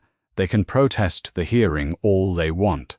The protest is also in the record as rejected." He read Ollivander's testimony again, the quoted block in the second column. He put it down. Harry picked it up and read it again too, for the fourth time. The words had not changed. He supposed they would not. Hermione had turned to a fresh page in her notebook and was writing something down. When Harry glanced over, he could see it was not about the treaty. It was about the first task, how many days, and what he would need to think about. She had apparently moved on to the next problem. This was who she was, thorough, forward-looking, already thinking about what came next. He put the prophet down. Outside the common room windows, the November sky was getting lighter, in the slow, determined way of winter mornings, not quickly, but without stopping. He had 4 days. He had a golden egg he had not yet opened. He had a wand that was officially documented as the twin of a dark wizard's wand, which the international wizarding world now knew. He also had the armchair across from him empty, and Ron was sitting in a chair beside him, and Hermione was 3 feet away making notes. It was not everything. It was enough. For today he was awake before the dormitory went grey. The other boys were sleeping. He could hear them, the particular quality of a room where everyone is genuinely unconscious, breathing without any of the small self-corrections of someone pretending. Harry lay on his back with his wand in both hands, and looked at the ceiling and thought about the night before last. Hagrid's enormous hand pressing against his shoulder, the dragons in the dark beyond the cages, the scaled bodies and the heat and the smell of scorched earth. He had told Cedric. He had said it because it was the right thing to do. And because he had thought if he were Cedric he would want to be told. He did not regret this. It did not make the horned tail smaller. He turned the wand over in his hands. Holly, phoenix feather, 11 inches. He knew this now, in a different way than he had known it before. He had always known it the way you know your own handwriting, as a fact so familiar it stops registering. Now it was a documented fact, entered in a record signed by the Supreme Mugwump of the International Confederation of Wizards. Garrick Ollivander had described it to witnesses from 20 nations. The wand felt exactly the same as it always had. He got up. He dressed in the dark. He went downstairs and out through the portrait hole into the corridor before the castle was properly awake, and he walked to the grounds because being inside was not possible this morning. The enclosure was already being prepared when he crossed the wet grass, and the crowd had already begun arriving, students and staff, and the Beaux-Batons and Durmstrang delegations finding their places in the stands. He crossed toward the champions' tent at the edge of the arena, and he was halfway there when he saw them. In the judges' stand, separated from the Hogwarts section by a deliberate gap of empty seats, a cluster of perhaps 8 people in dark formal robes sat with notebooks open and quills already moving. They were not ministry. The robes were the wrong cut and the wrong color, and none of them had the ministry's habit of looking at the people around them to ensure they were being noticed. They had the stillness of people sent to document, rather than to attend, ICW observers. He had known they would be here. Hermione had told him, after the hearing, they would send observers for the first task, because Harry Potter was now a champion whose wand had been formally documented at an international hearing, and the ICW did not leave formally documented things unobserved. He had understood this when she said it. Knowing it and seeing 8 strangers with notebooks in the judges' stand was not the same thing. He went into the tent. Fleur was near the entrance, standing with her arms folded and her eyes on the middle distance in a way he recognized, the posture of someone who has prepared as much as preparation allows and is now waiting for the preparation to be sufficient. Crumb was against the far wall. Cedric was already holding his miniature dragon, a tiny Swedish short snout, wings folded curling around his hand. He looked up when Harry came in, and gave him the brief, steady nod of two people who have made a fair play gesture between them and are not going to discuss it in this tent, in front of everyone. This morning, Harry drew last. The bag was offered. He put his hand in. The Hungarian horntail unfurled against his palm, black and cold, and he was not surprised. He had been having the kind of year where you stop being surprised. Harry heard it from inside the tent, the crowd's noise rising, and then the particular cheer of something completed, and then Cedric was back, shirt torn at the shoulder, holding the golden egg, and Harry gave him a look, and Cedric gave him one back, and then Fleur was called. He moved to the tent entrance and watched. She crossed the enclosure with her back straight and her wand drawn, and she faced the Welsh green the way she faced everything, as a problem that had a solution, and she was going to find it. What she did was not what Harry had expected. He had half anticipated something physical, something Veela, the incandescent quality he'd seen at the World Cup when the Veela on the pitch had stopped being performance and started being something else. She raised her wand and began something slower, a low incantation barely audible at this distance, more rhythm than words. A hypnotic quality entered the air around the dragon. Its head swayed. Its eyes, slit-pupilled, enormous, began to glaze. The enchantment was not a spell cast at the dragon so much as something extended from Fleur herself, a quality of presence made deliberate and directed. He watched the dragon's eyes droop, watched its enormous body settle, and thought, she's putting it to sleep. The dragon's eyes shut. The crowd murmured. Then it snored. The flame came out before the dragon was even fully awake. A reflexive gout of green fire, entirely undirected, catching the hem of Fleur's robes.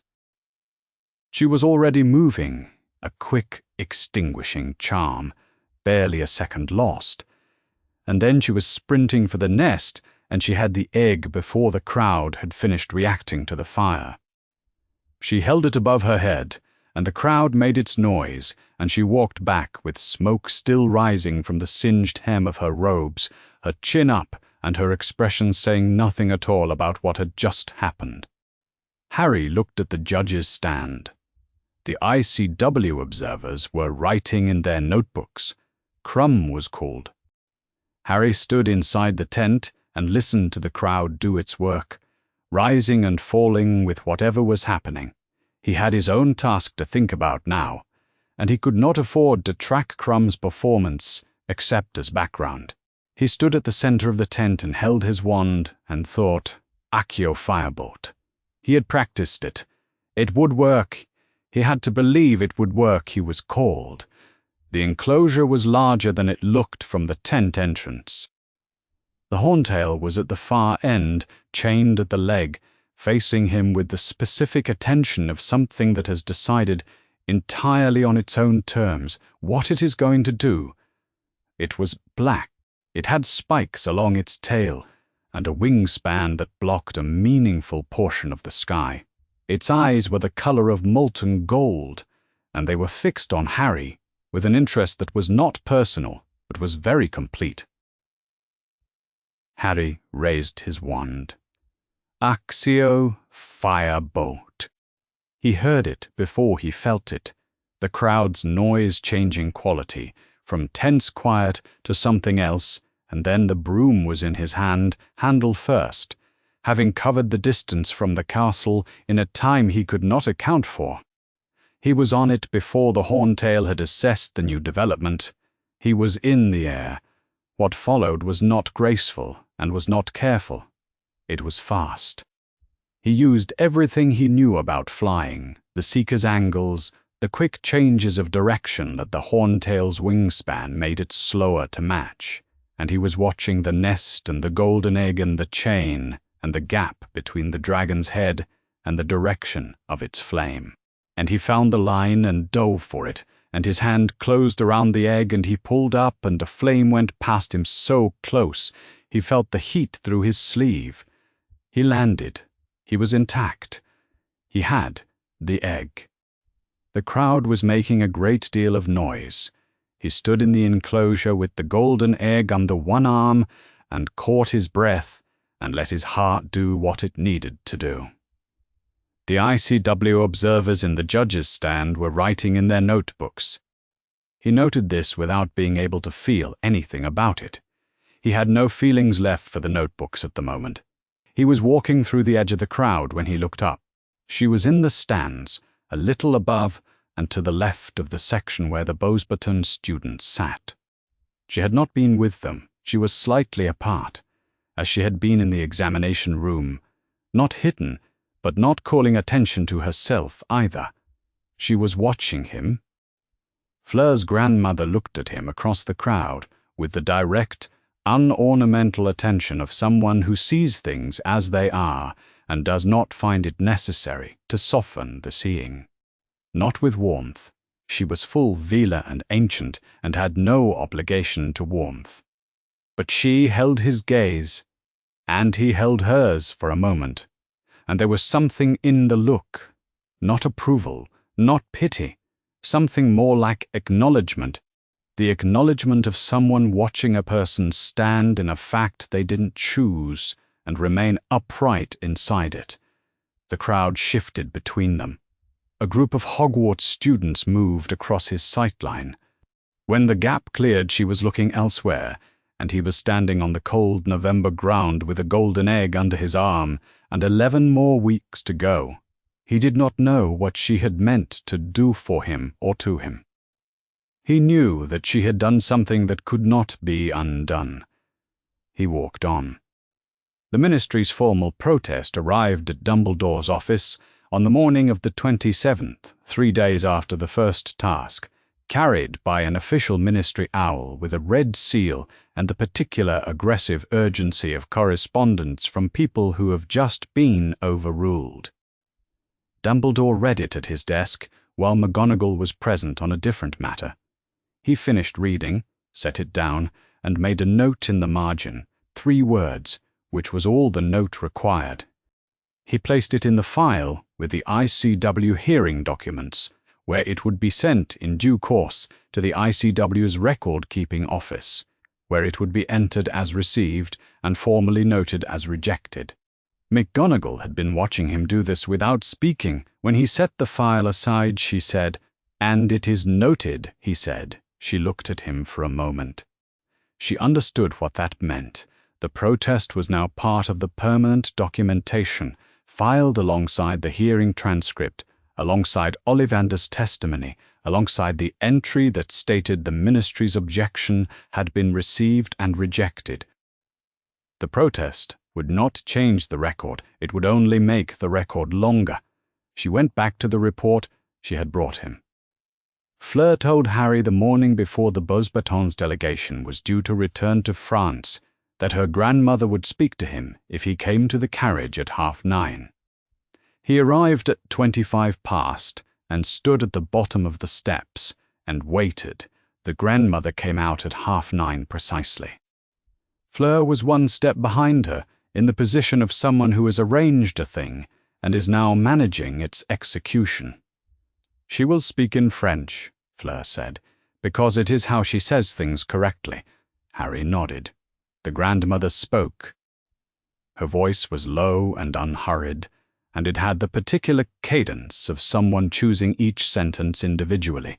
Fleur translated, "She did not do this for you. She wants you to know this so that you do not misunderstand the nature of what occurred," Harry said. "I know," the grandmother spoke again. "Truths that are hidden," Fleur said, "do not stop being true. Those are different things. The record acknowledges what was already true. You were not the reason it needed to be acknowledged. You were the occasion." Harry stood with this. The morning was cold and the carriage was already being prepared for departure, trunks being carried, Abraxan horses shifting in their traces. He looked at the grandmother, who was watching him with the patience of someone who has said something and is waiting to see if the other person has understood it, rather than merely heard it. "I know," he said. And then, because it was true, and he had enough respect for her directness to respond in kind, "I'm glad there's a record, even though I wish—" He stopped. He looked for the word and found it. "I wish none of it were real. But since it is real, I'm glad it's documented." He watched Fleur translate this. He watched his words travel through her into a different language and arrive at her grandmother's face. The grandmother looked at him for a moment. Then she spoke briefly. Fleur said, "That is the correct feeling to have." That was all. The grandmother turned and went back into the carriage. Fleur looked at Harry for a moment. Her expression did the thing it occasionally did, which was to almost be something before being controlled back into something more neutral. He thought it might have been something close to gratitude. He was not certain. "Safe journey," he said. She nodded, once precisely, and followed her grandmother. On the last page of Hermione's research notebook, below the final entry on the treaty's goblin provisions, she wrote in the margin, "Reconstruction partially incorrect. Proceedings clause and dark wizard status provision not found. Outcome correct in substance if not in detail." Complete accuracy when working from incomplete information is not the standard. The standard is using what you have and being honest about what you don't. She closed the notebook. She had filled 16 pages. She put it in her bag between her transfiguration notes and a book on magical binding contracts she was reading for reasons that had everything to do with the second task. She was already thinking about the second task. In the common room that evening, Ron set up the chess pieces without asking. Harry sat down across from him. They played. Ron won in 11 moves, which was not especially fast for Ron. He reset the pieces and they played again, and Ron won again, this time in 14. He reset the pieces a third time. "You're getting worse at this," Ron said. "I have a lot on my mind," Harry said. Ron moved a pawn. Ron's bishop disposed of it immediately, and Ron was quiet for a moment, looking at the board. And then he said, very carefully, in the tone of someone choosing how much weight to put into a sentence before they set it down, "Yeah, I know." They played the third game to its conclusion, which was the same conclusion as the first two. The fire was warm, cold. The common room filled up around them and then emptied as the evening went later. And at some point Hermione came and sat in a chair nearby and read her book and did not interrupt. That was enough. That was, for this particular evening, exactly enough. Snape passed the entrance board at the bottom of the main staircase, on his way to the dungeons at 10:30. A sheet of parchment had been pinned there. The ICW Observer's formal summary of the first task proceedings posted as a courtesy to the tournament's participating schools. He stopped. He read it once. Then he walked on. He knew what it said. It said that Harry Potter had retrieved the golden egg using a summoning charm and a broomstick. It noted the ICW Observer's presence at the first task. It said, in a dry subordinate clause in the final paragraph, that the session had followed the formal hearing of the 21st of November 1994, in which the Twin Wand connection had been officially documented. It said what Snape had known for 3 years in a language the world was finally prepared to receive. He went down to the dungeons and did his rounds, and went to his quarters and sat in the dark. His left arm ached. He allowed it to ache without doing anything about it, because doing something about it required acknowledging it was there, and tonight he was content to simply sit. Harry stood at the Gryffindor Tower window at midnight. Below, the grounds were dark in the way of late November in Scotland, which was not absolute dark, but a gradation of greys that knew what they were. The Beauxbatons carriage was gone. It had left that afternoon, the Abraxan horses carrying it into the sky and south. The Durmstrang ship was a shape in the black water of the lake, a hull and a suggestion of masts, a thing that belonged to somewhere else, and was here temporarily, as he was here temporarily, or was at least here for circumstances not entirely of his choosing. Behind him, on the dormitory floor, was a golden egg he had not yet opened. He had had it for 3 days and had not opened it, because opening it meant beginning the next part, and he was still in this part. Holly and phoenix feather, 11 inches, purchased when he was 11 years old by a boy who knew nothing about wands and nothing about what the wand would mean and nothing about the dark wizard who had left his scar. He was 14 now, and he knew more, and knowing more had not made things simpler. He thought about the record. It existed, It was signed and entered in the files of the International Confederation of Wizards, and it could not be expunged by any individual ministry, no matter how many formal protests they filed. Somewhere, out in the world, there was a dark wizard who was alive and attached to a wand, and Garrick Ollivander had described that wand in official language, in front of official witnesses, and the witnesses had signed their names, and the document existed. Something had changed. He was still exactly where he was. 14 years old, in a tournament he hadn't entered, holding a wand he'd had since he was 11, in a year that had not yet finished, doing what it was going to do. But something had changed. The record exists, he thought. It cannot be unmade. He didn't know yet whether that would save him. He thought, standing at the cold glass of the tower window with the dark below and the egg behind him, and 11 more weeks ahead, that knowing might be enough to begin with. That sometimes the only tool available was the truth, and that even when you didn't get to choose the moment it came out, you could choose to be the person who didn't look away from it. He held his wand and looked at